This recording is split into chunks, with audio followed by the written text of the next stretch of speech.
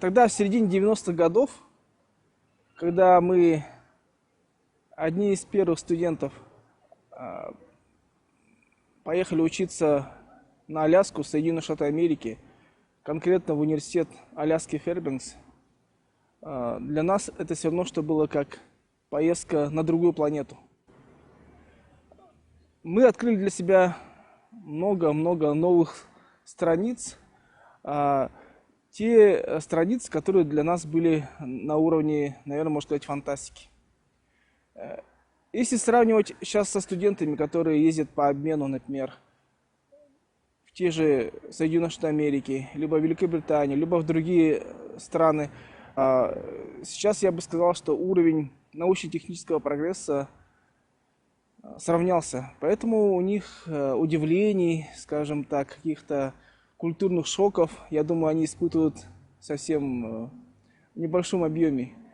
А тогда для нас это было особенно после распада Советского Союза, для нас это было что-то на уровне, как я уже сказал, фантастики. Например, в 93 году, в январе, я впервые узнал, что такое электронная почта сама по себе, либо интернет.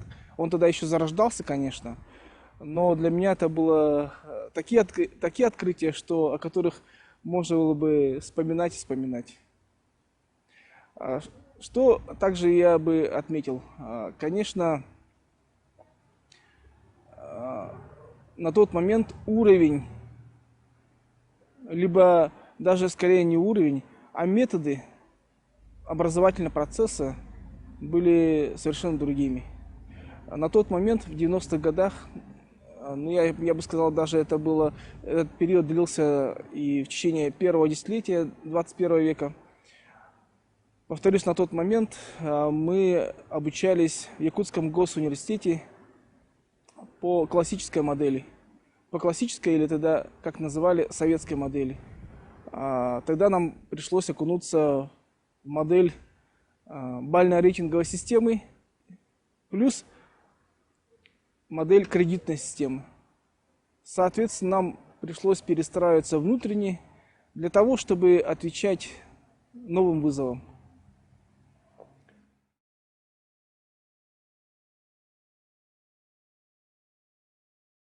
Я бы сказал, что сегодня мы переживаем процесс взаимопроникновения в образовательной системе, особенно в системе высшего профессионального образования. Например, сейчас во многих университетах России внедряется активно или уже внедрено давно, сравнительно давно, внедрена бально-рейтинговая система, кредитная система. Соответственно, это предусматривает то, что студенты должны быть самостоятельными, инициативными, взрослыми. Поэтому, вот как я уже сказал, для нас перестроиться внутренне было достаточно проблематично. Но я бы сказал, что студенты из ЯГУ, госуниверситета, в подавляющем большинстве отлично справлялись с этой задачей. Взаимопроникновение методов и технологий образовательных систем. Что я имею это в виду? Сегодня мы видим, что не только вузы России перенимают какие-то лучшие черты западной, скажем так, образовательной системы, но и американские, и в первую очередь английские вузы перенимают лучшие методы, я бы сказал, лучший опыт советской образовательной системы. Например, в том же университете Кембриджа уже, я бы не сказал, что повсеместно, но уже постепенно внедряют смешанную модель для абитуриентов, которые поступают в этот вуз. Если раньше в западной системе ориентировались только так на называемые ЕГЭ-баллы, это я перевожу на российский лад, у них тоже так называемые единые экзамены, то сейчас, я думаю, что примерно половина скажем, такого процесса под названием вступительный процесс, вступительные испытания. Примерно половина это, конечно же, занимает непосредственно самостоятельные вступительные экзамены того или иного вуза. Собственные творческие экзамены, вступительные, которые ориентированы на то, чтобы выявить у молодых людей их способности, как сегодня говорят, skills, способности к аналитической деятельности, к способностям воспринимать те или иные явления или факты в жизни с двух сторон. А мы знаем, что жизнь состоит из событий, которые ни в коей мере нельзя рассматривать только с одной стороны или однобоко. То есть умение студента мыслить, вернее будущего студента мыслить, это все более и более выходит на первый план.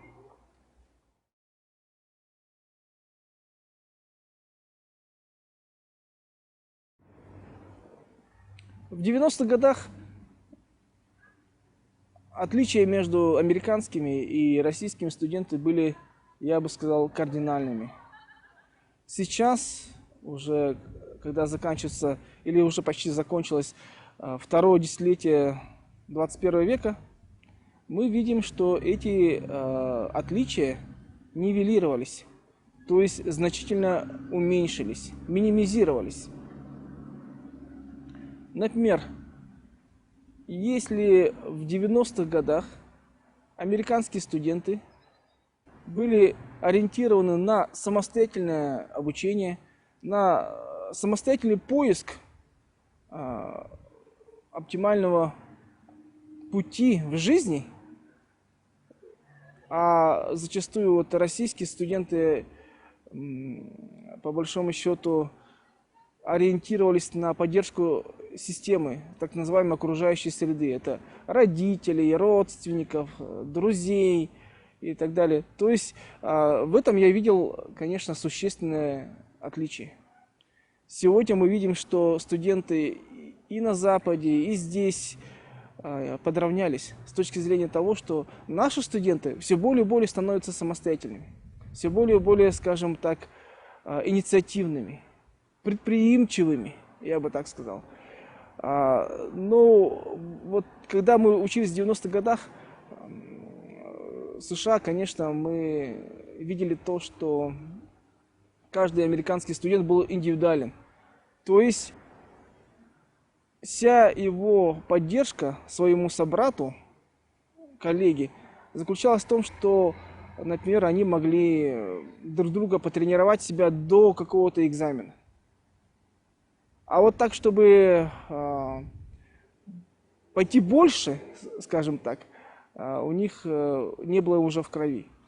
А у нас, мы знаем, конечно, у нас чувство локтя было развито на высочайшем уровне, тогда, в 90-х годах. Сегодня мы видим, из-за внедрения бально-рейтинговой системы в российских вузах, тоже студенты становятся все более и более самостоятельными. Но одновременно я скажу о том, что все-таки какие-то лучшие черты нашей классической системы остались. Например, то, что у нас до сих пор по-прежнему функционируют стабильные группы в студенческой среде, что есть даже вот те же старосты, например, то есть понятие, категория, которая абсолютно отсутствует в зарубежной, западной системе образования. Все-таки более, скажем так, командный стиль работы или ориентация на взаимную помощь, все-таки у нас по-прежнему развиты на достаточно высоком уровне. В западной системе, конечно, все достаточно индивидуализировано. Но вместе с тем я бы сказал, что в той же Америке существуют целые категории молодых людей, которые представляют те или иные коренные малочисленные народы. Например, народы Севера, в которых традиционно развиты такие понятия, как коллективизм или семейственность и так далее. Соответственно, вот для них, для таких категорий, в тех же канадских вузах или американских вузах адаптируют, внедряют образовательные программы, которые стараются использовать вот лучшие черты семейного, скажем, родственного воспитания, которые развиты среди этих коренных народов.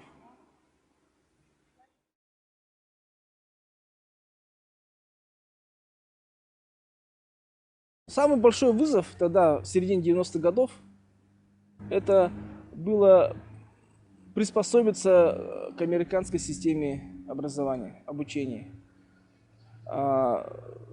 Конечно же, я привык на тот момент к поддержке, например, родителей или друзей. Того или иного не было.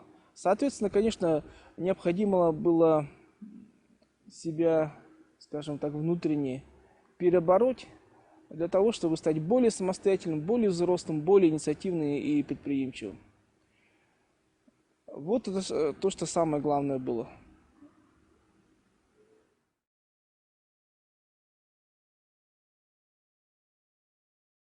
Вопрос, может быть, немножко переиначил.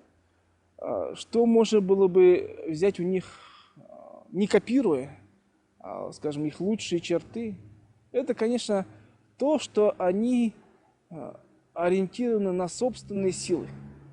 Вы знаете, вот миссия стандартной американской школы, имеется в виду средней школы, звучала бы примерно таким образом. Подготовка молодого человека, девушки, юноши, для взрослой самостоятельной жизни. И, наверное, обучение тем качествам, которые позволили бы ему адекватно реагировать на быстро изменяющуюся окружающую среду, быстро реагировать на те или иные возникающие вызовы. Вы обратили внимание, да, какая миссия была бы для, скажем, для стандартной американской школы? У нас же миссия была тоже достаточно, я считаю, неплохая. Это выпустить из стен школы как можно больше академически успевающих молодых людей. То есть тех, которые показывают отличные результаты, которые могут поступить в вуз с использованием этих знаний, полученных знаний.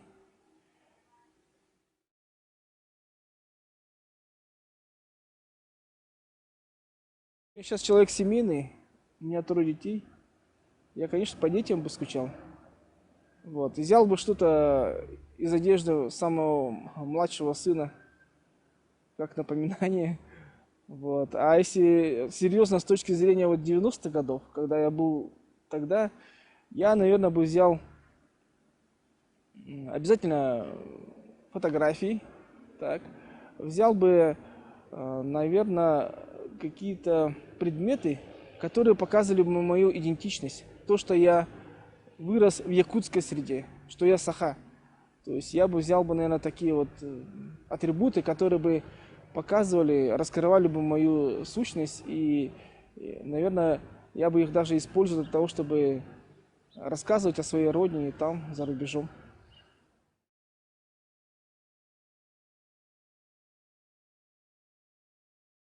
Да, наверное, то поколение, конечно, было, можно назвать, трагичным. И почему же они так сильно страдали? Да потому что помимо того, что они были изолированы от Родины, они были изолированы еще и идеологически и политически. Вот почему мы видим трагические истории среди поколения тех, которые эмигрировали из нашей страны в тот период. Вот, допустим, те, которые уезжают сегодня или даже в тех же 90-х годах, они же ведь были только изолированы дистанционно, скажем вот так, географически. Они могли позвонить, отправить сообщение, получить какую-то обратную связь какую-то, письма, отклики. Что же у них было тогда? Тотальное изолирование, отчуждение. Конечно, это пережить очень непросто.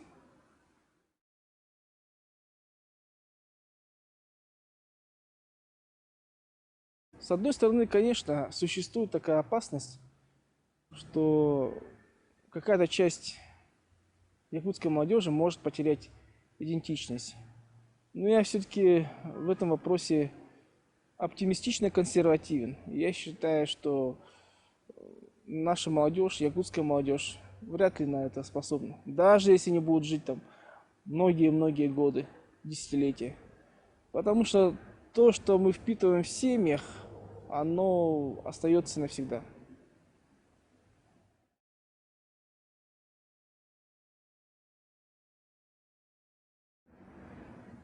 Конечно, я считаю обогащение культурой других народов, поездки, работа, либо учеба в других странах, азиатских, Юго-Востока Азии, в Европе или в Северной Америке, Латинской Америке, я думаю, конечно, может принести пользу. Принести пользу, если у молодого человека есть стержень и ясная цель в жизни.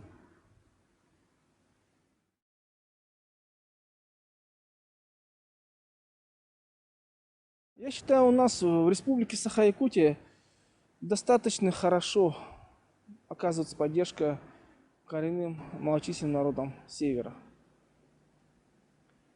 И я даже думаю, что там на Аляске могли бы почерпнуть что-то, какие-то лучшие черты, опыт, который мы имеем. Но что касается что-то взять от них, например, от той системы управления в отношении коренных малочисленных народов Севера, например, в штате Аляска, либо в северных территориях Канады, я бы, конечно, назвал то, что у них достаточно высокий уровень экономической самостоятельности.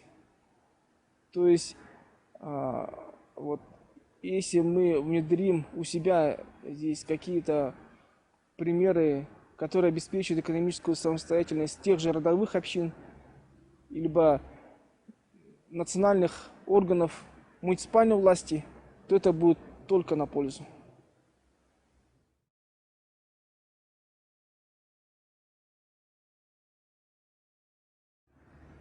Если появится возможность для моих сыновей учиться в американском вузе, ну, конечно, я буду только за. Потому что, как я уже сказал, это обогащение. Очень интенсивный опыт обогащения знаниями, потому что взаимодействие с представителями других культур или национальностей, наверное, приносит только положительный импульс для их становления, для их личностного роста, для их профессионального развития.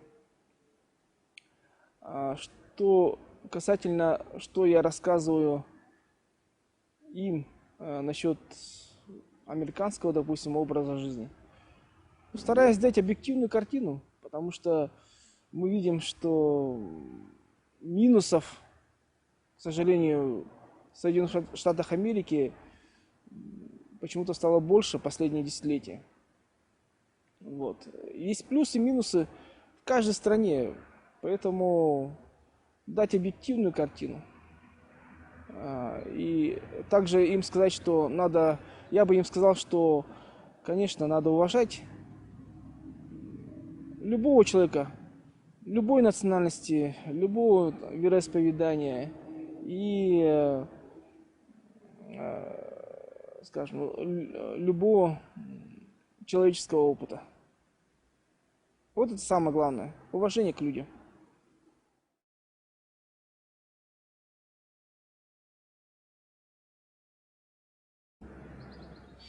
Ну, конечно, есть желание те же американские фильмы посмотреть. Не только американские, вообще зарубежные фильмы на английском языке. Это позволяет что, держать уровень владения языком на достаточно высоком уровне. Поэтому, конечно, вот смотреть фильмы на английском это даже, наверное, мое хобби.